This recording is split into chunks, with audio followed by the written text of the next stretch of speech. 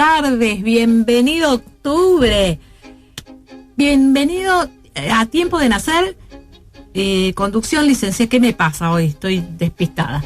Conducción licenciada Rosana Romasco, en los teléfonos Rubén y mi operadora Patricia. Como siempre, un beso grande. Comenzamos el programa. Quería decirles primero que todos los programas que llevo están ya en mi canal de YouTube, Tiempo de Nacer. Bien, contentísima, bien.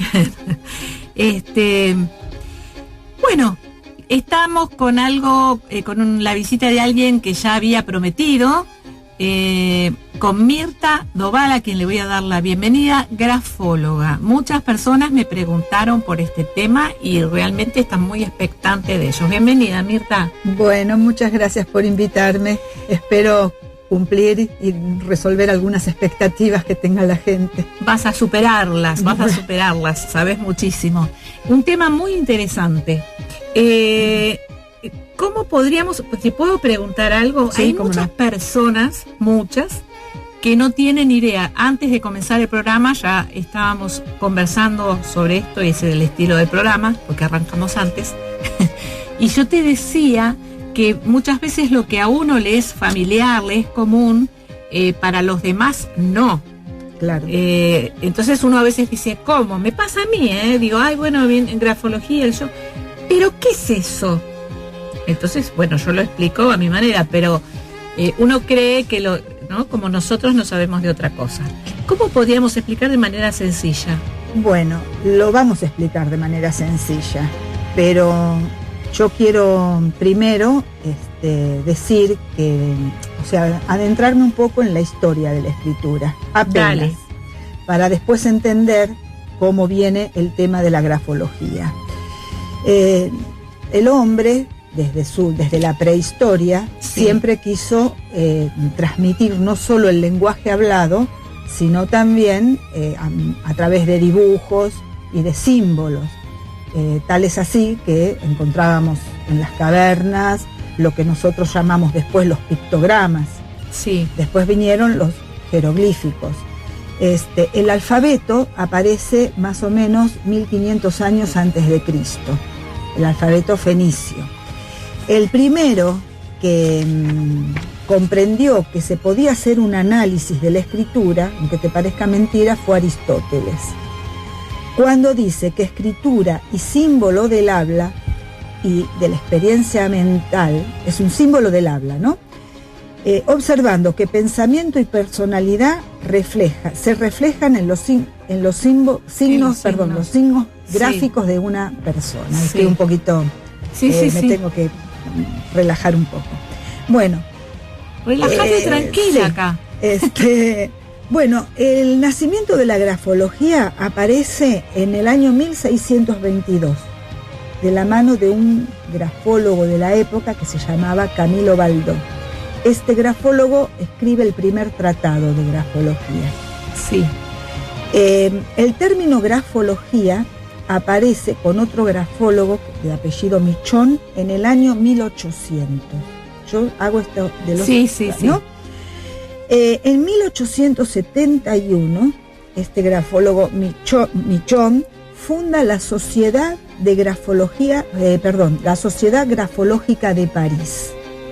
Y en 1971, el presidente de Francia en ese momento, Pompidou, promulgó a la grafología como disciplina científica de utilidad pública. En España se dicta en la Escuela de Medicina Legal de Madrid y se otorga el título de grafopsicólogo. Llegamos a la Argentina. Esto es para que vean. En la Argentina se creó la Sociedad Argentina de Grafología en el año 1929, con la aprobación de la Facultad de Medicina. ¿Por qué hice toda esta reseña de este preámbulo? Nosotros somos muy jóvenes en estos, 80 y pico de años, más no tenemos, cosa que en Europa está mucho más reconocida y viene ya el año 1600, ya te nombré en el 1800 cuando en París se hace, ¿cómo es? El presidente de Francia la reconoce. Acá no está todo muy difundido, pero es apasionante, realmente es apasionante. Ahora yo te voy a explicar de qué se trata la grafología. La grafología es una ciencia más una técnica que permite estudiar cada una de las particularidades de la letra de una persona. Todos nosotros, todas las personas, escribimos de forma diferente. No hay una letra igual a la otra, por eso tal es así que no te la pueden imitar la letra. Fíjate. ¿Sabes qué me quedo? Perdóname, ¿sabes por qué me quedo tildada escuchándote, no? Pero porque me viene a la mente esto. ¿Por qué hay tanta ignorancia? Ignorancia no en desconocer la grafología, o sea, es como decirte, bueno, no podemos saber todo, sino en denigrar muchas veces, sea la grafología, a veces la numerología, a veces, digamos, otras que no son las carreras, por ejemplo, clásicas, ortodoxas. ¿Qué es lo que pasa con esto? Por más que sea nuevo, también a veces me pregunto lo siguiente, ¿no?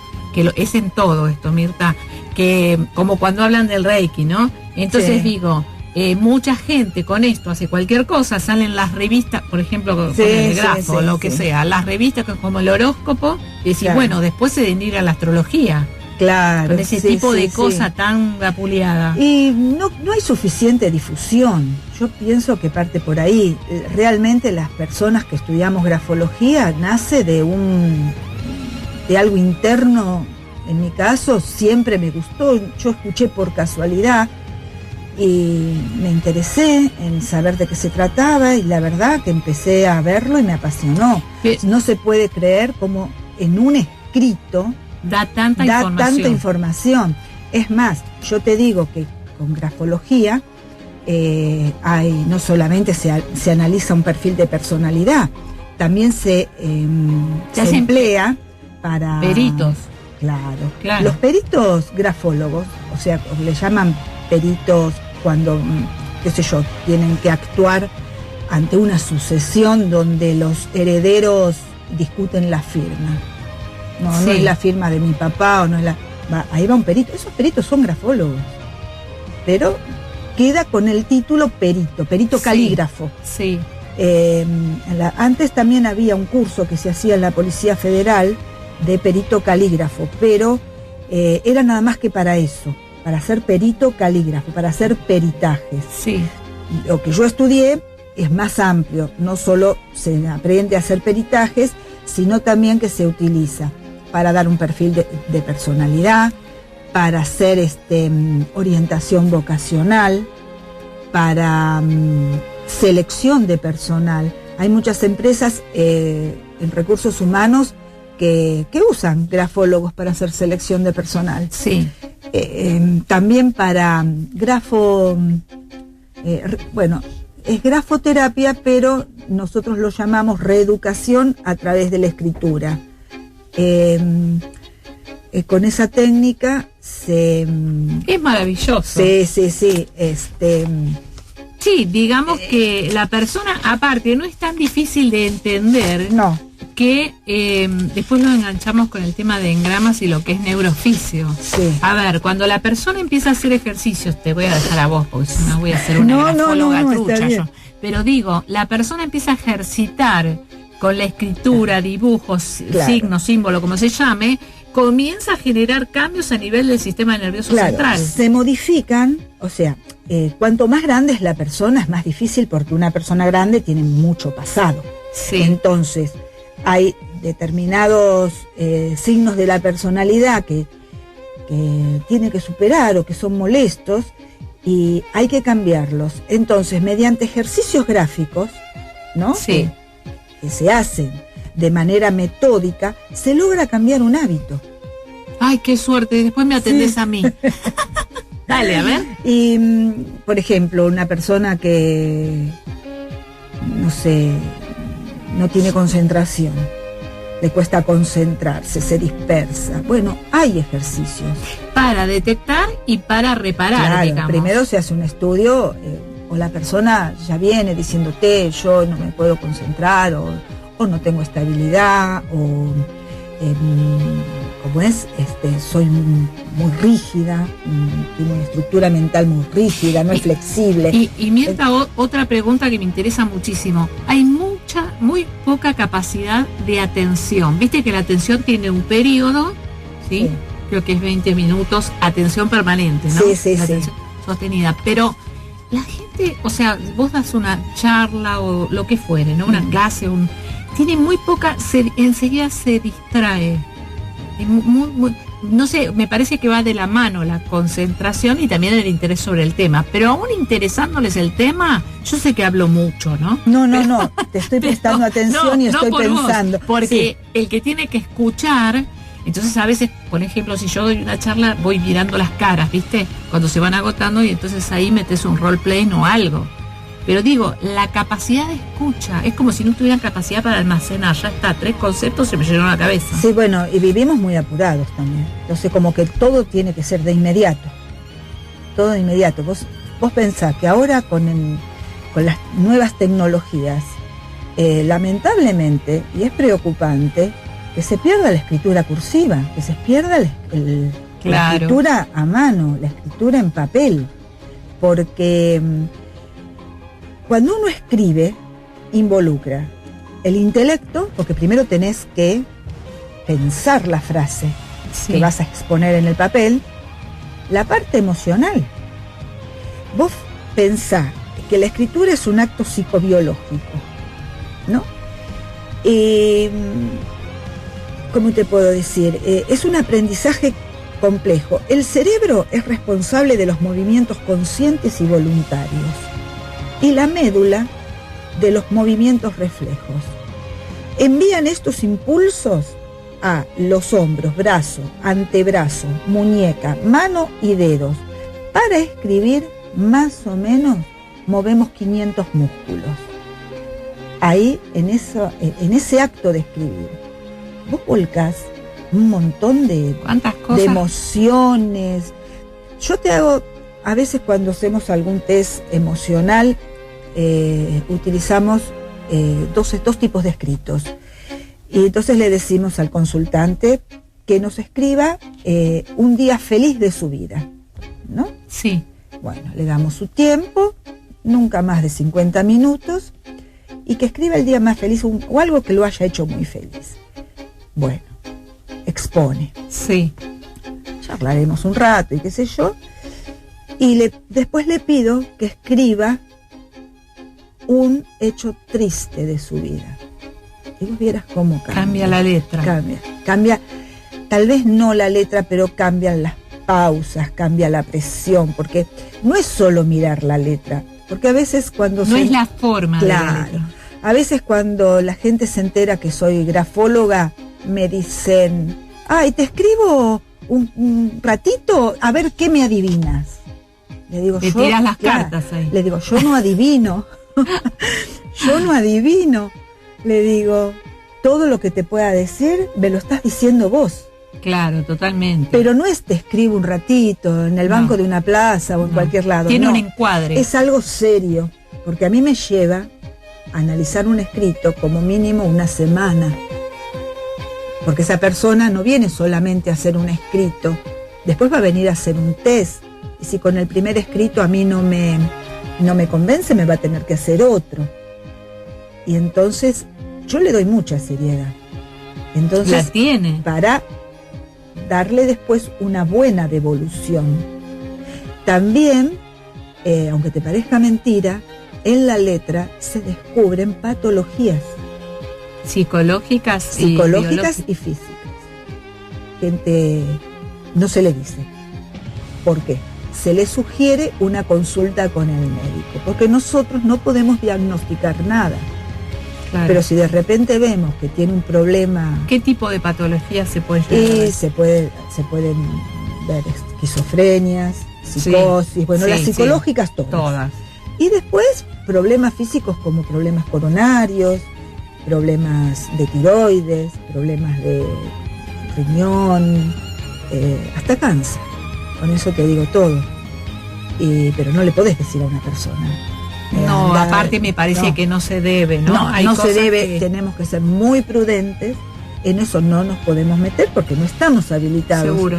Pero sí sugerir Una consulta médica. Haz una sí. consulta con el médico, no te va a venir mal y nada más. Pero es impresionante lo que se ve en la letra. Bueno, ahora nos vas a contar un poco Sí, más, pero ¿sabes qué, Patri? Seguimos en Tiempo de Nacer por FM Wilde 88.7. Te paso los teléfonos 4207-5454, 4207-5439. Podés llamar, dejar tu mensaje, tu pregunta o salir al aire. Seguimos conversando con Mirta Doval, grafóloga. Yo ya la agoté en la pausa, la agoté. Bueno, a ver, retomemos, Mirta. Estábamos conversando acerca de los pasos a seguir, ¿no? Esto fuera del... Sí, en el aire. Para que la gente entienda cómo es un análisis grafológico. Sí. Bueno, el consultante llega a mí, lógicamente, con expectativas, conversamos, como cuando vas a la consulta de cualquier médico, qué le pasa, por qué se acercó, qué piensa, si sabe de qué se trata la grafología. Bueno, hacemos una breve charlita y después yo le indico que tiene que hacerme un escrito en una hoja sin pautar. Sin pautar quiere decir que no tenga renglones.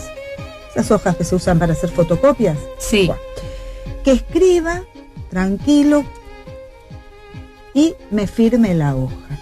Sí. Entonces, para hacer... Escribe libre. Escribe libre, lo que quiera, un cuento, una historia, no sé, lo que se le ocurra en ese momento. Y me firma la hoja.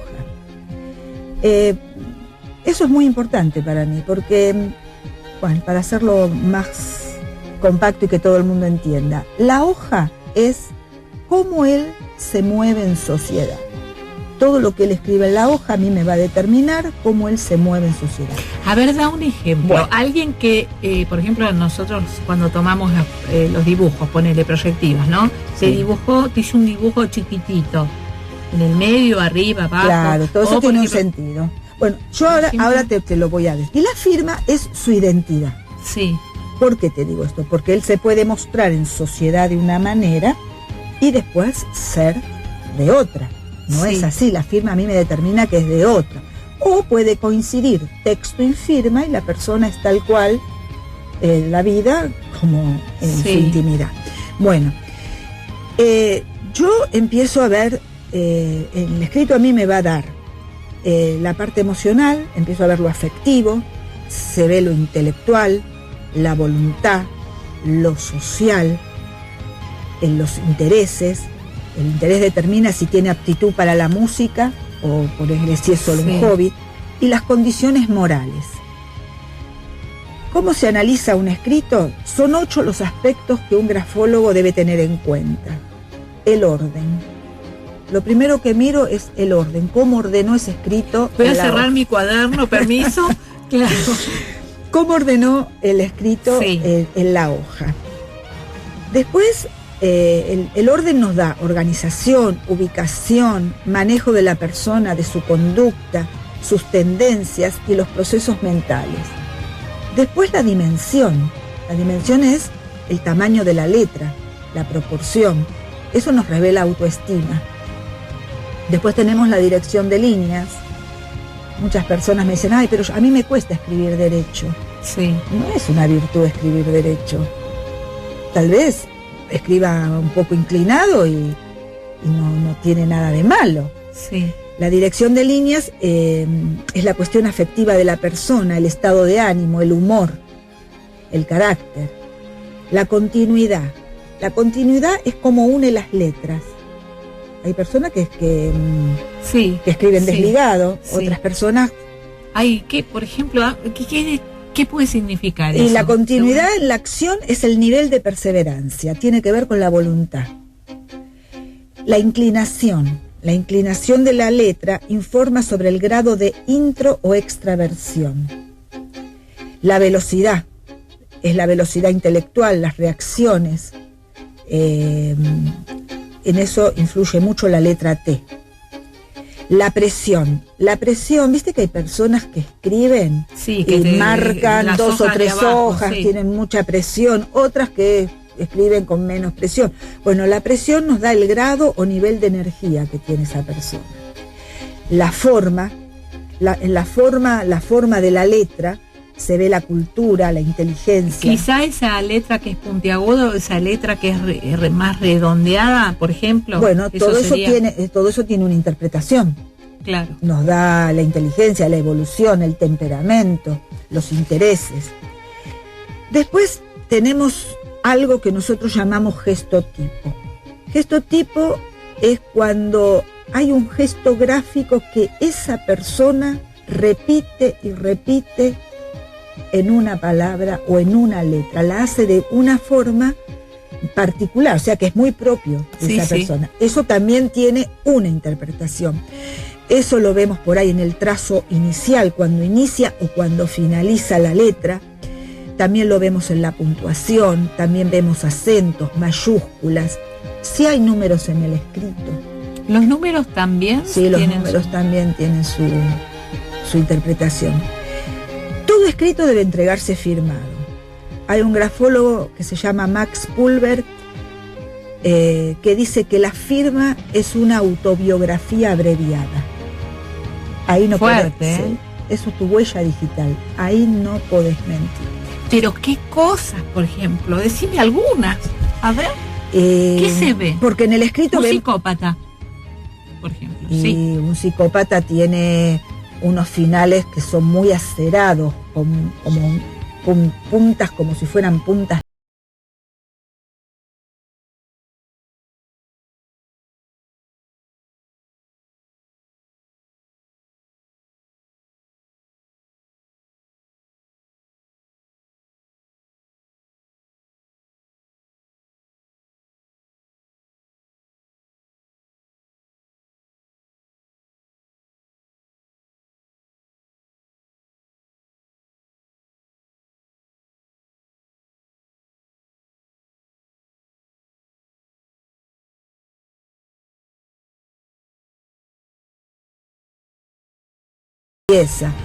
¿Dónde firma en la hoja? Si firma a la derecha, en el medio, muy arriba, muy sobre donde terminó de escribir, si firma muy abajo, si deja mucho espacio entre donde terminó de escribir y firma. Mira, por eso también es tan importante aclarar que a veces te dicen, te doy, ponele, te debe pasar, te doy un escrito, como a mí me dicen en la esquina, ¿entendés? Me dicen, ¿me analizás el sueño? Y yo, o sea, está fuera de contexto. Entonces, esto debe ser observado, porque si vos tenés que ver por dónde empieza el trazo, esto debe hacer... trabajamos con lupa. Claro, pero me refiero, no es algo, alguien te da un escrito o vos no sabés cómo lo hizo, dónde empezó, claro, la información. Lo ideal es tener a la persona al lado tuyo, recibirla, conversar y que te haga el escrito delante tuyo, porque puede traerme un escrito que no sea de él, qué sé yo. Viste que a veces para engañarse a sí mismo, ¿no? Sí. No sé cómo. Y la firma, el sujeto por ahí se comporta socialmente de una manera, pero la firma lo delata. La firma lo va a delatar siempre. Es su huella digital. Es apasionante. Es muy apasionante. ¿Vos me contabas antes de los temperamentos? Claro. Sí, los temperamentos. Para terminar, para cerrar con de cómo se analiza un escrito, el escrito se divide en 3 zonas. La zona superior, que ahí nos va a dar todo lo que es el intelecto, la espiritualidad de la persona. La zona media de la letra, que esa es toda la parte afectiva emocional, y la zona biológica, inferior, ¿no? La zona biológica.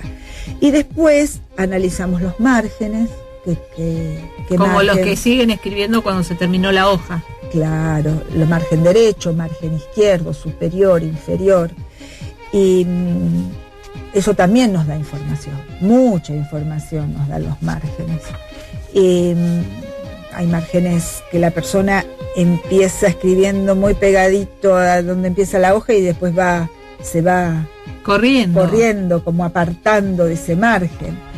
Hay márgenes en zigzag, hay mucha cosa que te da información. Bueno, lo de los temperamentos que vos me preguntabas, el temperamento es con lo que uno nace, es constitucional genético. Se refiere a lo heredado, lo congénito, lo innato. El temperamento es el ADN del ser humano, es fijo, permanente y no se modifica. ¿Pero tiene que ver con lo familiar? ¿Todos? No. Cada uno, sí, es genético, ¿sí? Tiene que ver con lo heredado. Heredado es lo que se hereda. Sí. Lo congénito son los genes maternos y paternos. Sí. Y desde la concepción hasta el nacimiento. Sí. Lo innato es todo lo que puede ocurrir en el momento del nacimiento. El temperamento se proyecta de adentro hacia afuera. Sí. El carácter se introyecta. El carácter lo aprendemos, se introyecta, es lo que vamos copiando de afuera hacia adentro. Y con esto se construye la persona.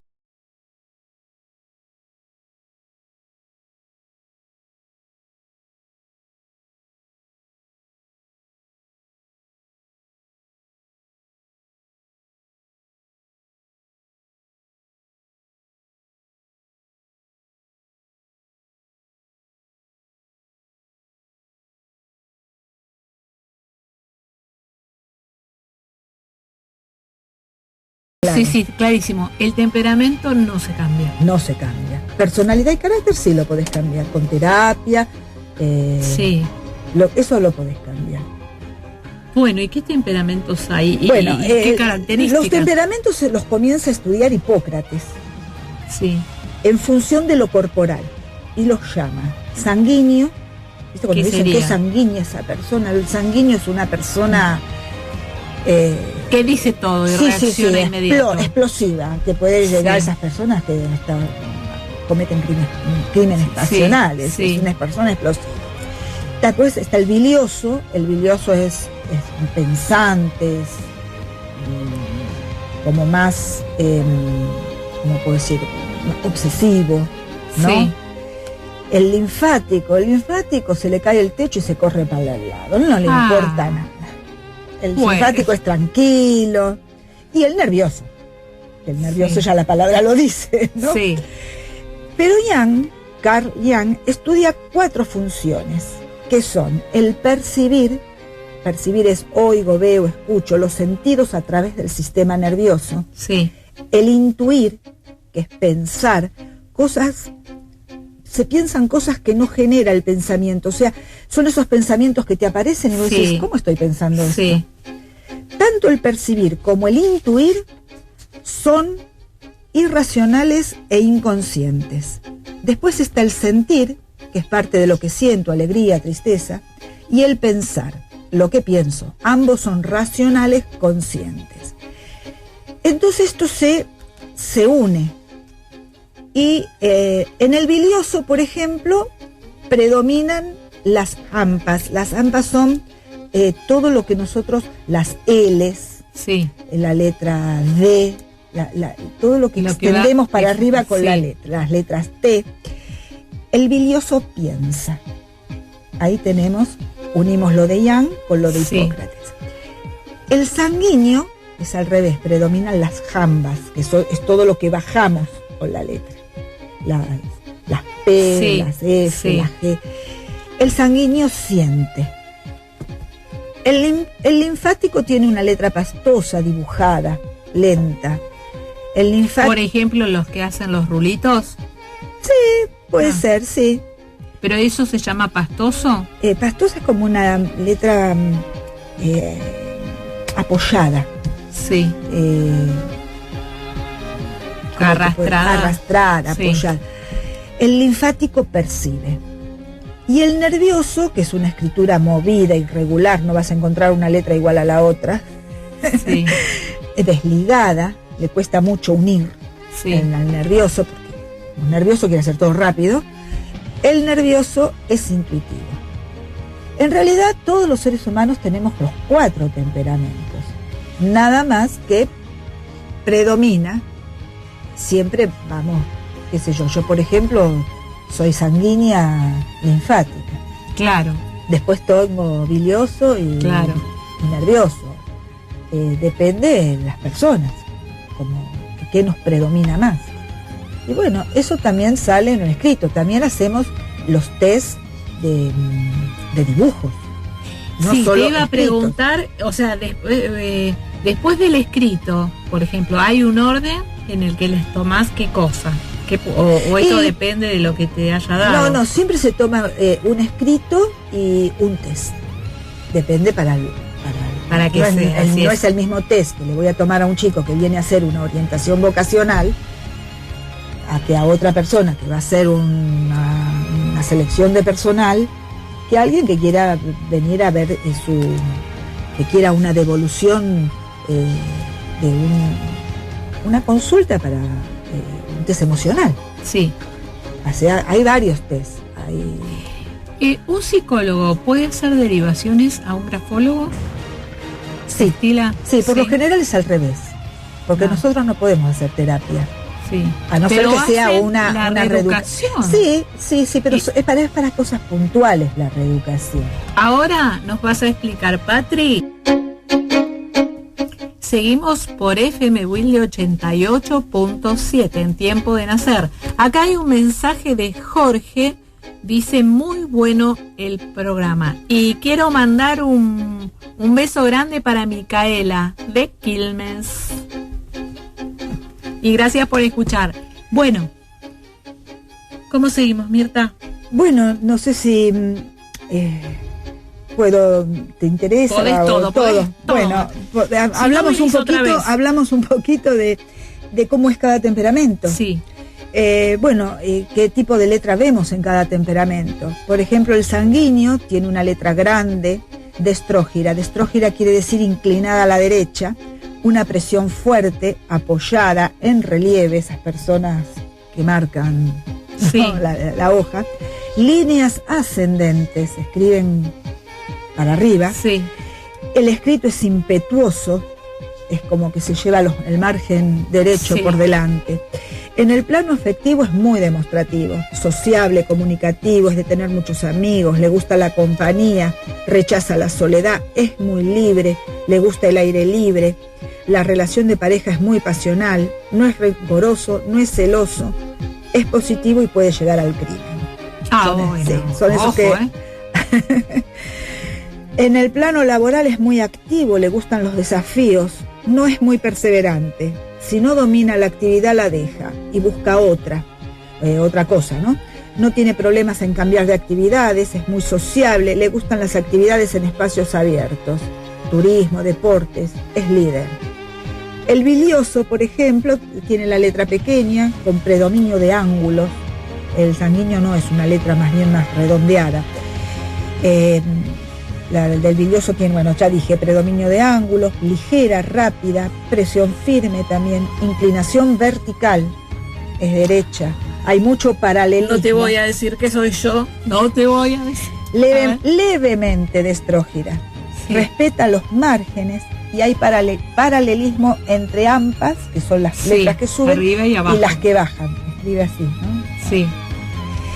Entre las subidas y las bajadas. En el plano afectivo es posesivo, es fiel, le cuesta tener amigos, muy precavido, es más negativo que positivo, padre posesivo, es rencoroso, vengativo, solitario, introvertido. El crimen va a ser premeditado, no pasional. Bueno. En lo laboral es muy profesional, trabajador, se perfecciona en lo que hace, es líder también. Se lo busca porque lo que hace lo hace bien, sirve para ser jefe, es obsesivo, detallista, buen organizador, rara vez se equivoca, dirige y no le gusta que le den órdenes. El linfático, la letra es curva, caligráfica, monótona, lenta. El linfático era el que, como decías, todo lo mismo, tranquilo. Sí, tranquilo. La letra es de tamaño mediano, muy legible, tiende de tirar hacia la izquierda. La presión es blanda, deja poco margen a la izquierda. En lo afectivo está en todos los detalles. Es cariñoso, no discute, sociable, pero también disfruta de la soledad.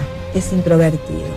En lo laboral va por lo seguro, es amante de las comodidades y de la armonía. No le gusta el desorden. Ahí viene el fotógrafo, mira. Sirve para trabajos administrativos, sedentarios, Sí. porque es muy tranquilo el linfático. A mí me pondría muy nerviosa. Sirve para trabajar en bibliotecas, museos, archivos. Claro. Lento para los aprendizajes, muy buena memoria, son buenos secretarios, pues no tiene problema en que le den órdenes. El nervioso, su escritura es irregular en todos los aspectos. Inclina para todos lados la letra. Es más impulsivo. Sí, es pequeño, no, más impulsivo es el sanguíneo. Ah, La letra es pequeña, rápida, tiene tendencia filiforme, porque es rápida y no, ¿viste cuando escriben que hacen como un hilito? sí. Porque no le dan forma a la letra. Predomina el ángulo y los márgenes son irregulares.